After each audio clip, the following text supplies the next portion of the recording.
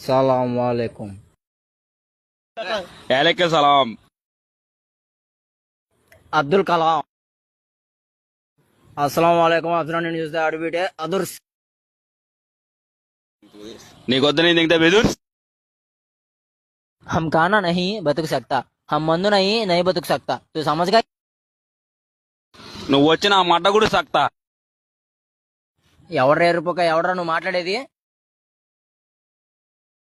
అసలు నువ్వెవడరా ఎర్రిపూక?